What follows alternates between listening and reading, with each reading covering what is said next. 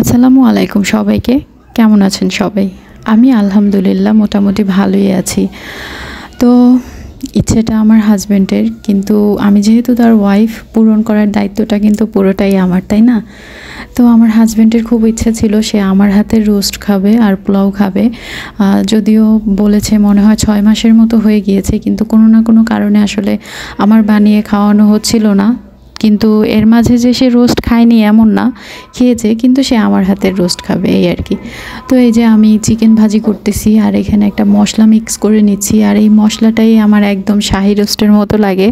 Roast রান্না করলে এটা একটু সিক্রেট, যদি আপনাদের জানার ইচ্ছা থাকে আমাকে কমেন্ট করে অবশ্যই জানাতে পারেন।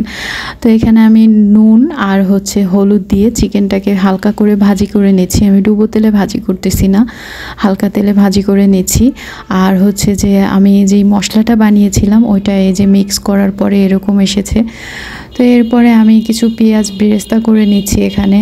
তো বেরেস্তা উঠিয়ে রেখে এরপর ওই পাতিলে ওই তেলেই আমি মশলাটা দিয়ে দিলাম, আর ওখান থেকে কিছু পেঁয়াজ বেরেস্তাও দিয়ে দিয়েছি। এরপরে আমি এখানে চিকেন দিয়ে দিয়েছি, আর আমি পাশে ডিমও দিয়ে দেবো কয়েকটা, কারণ আমি সবসময় এই কাজটা করি। চিকেন রান্না করলে আমি যদি কোরমা না করি তখন এভাবে ডিম দিয়ে দিই। আর এরপরে গুঁড়া দুধ দিয়ে দিচ্ছি, কারণ আমার কাছে ফুল ক্রিম ছিল না, যার জন্য গুঁড়া দুধ দিয়ে দিয়েছি। আপনারাও চাইলে এভাবেই ট্রাই করতে পারেন। তো আমি একদম ডিটেলস সহ রেসিপি দেখাচ্ছি না, কারণ ভিডিওটা অনেক বড় হয়ে যাবে। তাও আপনাদের যদি ইচ্ছে থাকে আমাকে কমেন্ট করে অবশ্যই জানাবেন।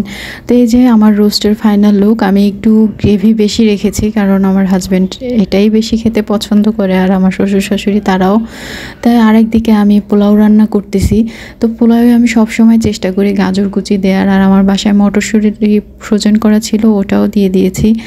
তো এই যে আলহামদুলিল্লাহ আমার রান্নার ফাইনাল লুক। আর আমার কথা একটু বেজে বেজে আসতেছে, তার কারণ আমার বুকে একটু ব্যথা করতেছে অনেক বেশি। আর আমার বুকে ব্যথা করলে আমি কথা বলতে পারি না, কেমন যেন কথা আটকে যায়, মানে কথা বলতে গেলে খুব হাঁপিয়ে যায় আর কি। যার জন্য কথা অনেকটা স্পষ্ট আসে নাই, অনেকটা ভালোও আসে নাই।